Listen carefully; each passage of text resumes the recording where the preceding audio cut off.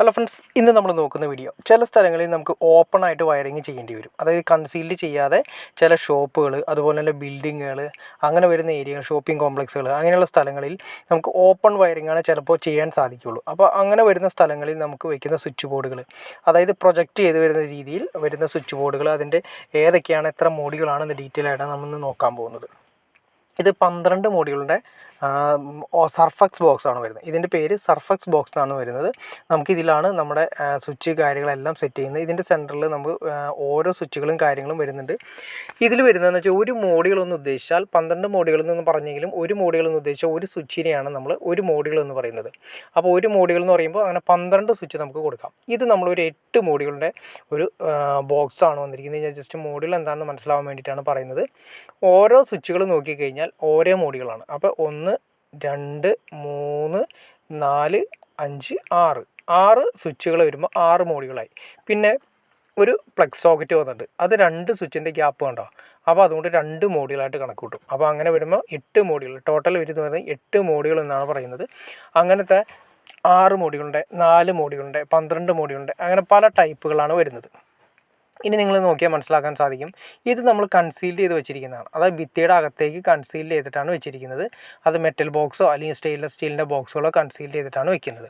ഇത് നമ്മൾ സർഫക്സ് ബോക്സ് പുറത്ത് വയ്ക്കുന്ന ബോക്സാണ്. അതായത് ഓപ്പൺ വയറിങ് ചെയ്യുന്ന സമയത്ത് കൺസീൽ അല്ലാതെ ചെയ്യുന്ന വയറിങ് ഉണ്ടെങ്കിൽ നമ്മൾ ആ വയ്ക്കുന്ന ഏരിയയിൽ വരുന്ന ബോക്സുകളാണിത്. ഇത് സെയിം തന്നെ 8 മോഡുകളുടെ ബോക്സാണ് വരുന്നത്. നമുക്ക് ഇത്രയും പ്രൊജക്ഷനാണ് പുറത്തേക്ക് വരുന്നത്. ഇത് നമ്മൾ ആദ്യമേ തന്നെ ഈ പറയുന്ന ബാക്ക് സൈഡിൽ കാണുന്ന ആ ഹോളുകളിൽ നമുക്ക് ഡ്രില്ല് ചെയ്ത് എവിടെയാണോ പിടിപ്പിക്കേണ്ടത് അത് ഡ്രില്ല് ചെയ്ത് ഫിഷർ ചെയ്ത് പിടിപ്പിക്കുകയാണ് ചെയ്യുന്നത്.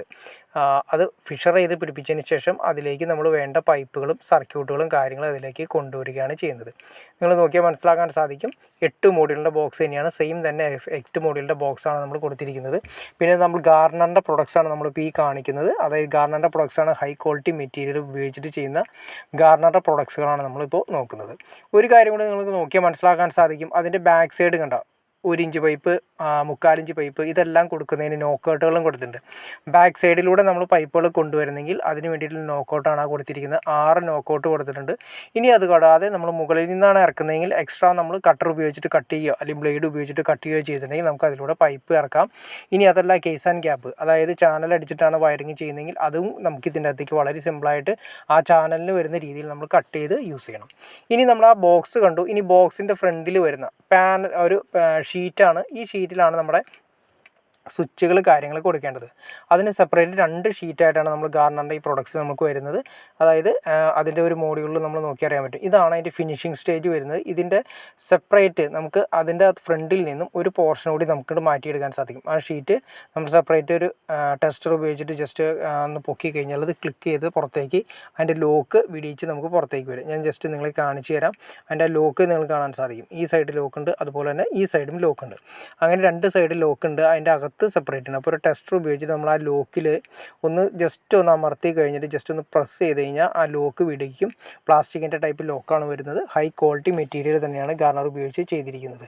പ്രൊഡക്ട്സ് നല്ല നീറ്റ് പ്രൊഡക്ട്സും അതിൻ്റെ ക്വാളിറ്റി പ്രൊഡക്ട്സുമാണ്.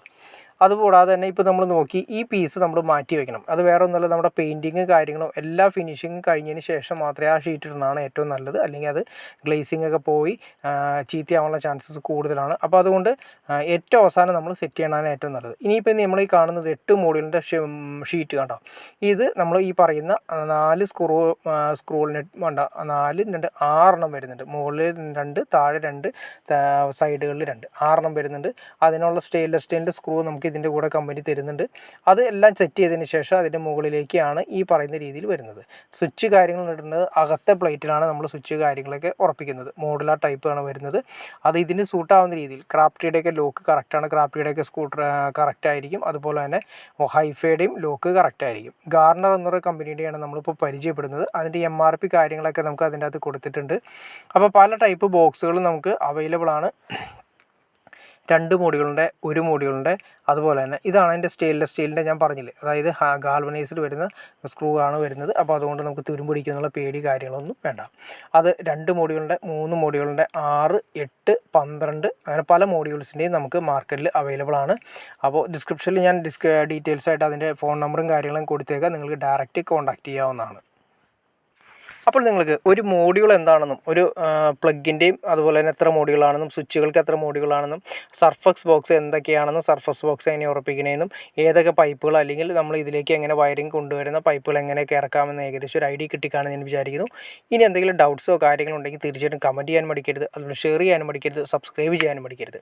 അപ്പോൾ തീർച്ചയായിട്ടും എനിക്ക് തോന്നുന്നു ഈ കാണുന്ന ആളുകളെല്ലാം തന്നെ സബ്സ്ക്രൈബ് ചെയ്യുന്നില്ല എന്ന് തോന്നുന്നു. തീർച്ചയായിട്ടും നിങ്ങൾ സബ്സ്ക്രൈബ് ചെയ്യണം, ലൈക്കും ചെയ്യണം. എന്നാലേ നമ്മളെപ്പോലുള്ള ആളുകൾക്ക് ഇതുപോലുള്ള വീഡിയോസ് ചെയ്യാനുള്ള ഒരു മോട്ടിവേഷൻ ലഭിക്കുകയുള്ളൂ. അപ്പോൾ അതുകൊണ്ട് തീർച്ചയായിട്ടും സബ്സ്ക്രൈബ് ചെയ്യുക ഫ്രണ്ട്സ്, ലൈക്ക് ചെയ്യുക ഫ്രണ്ട്സ്.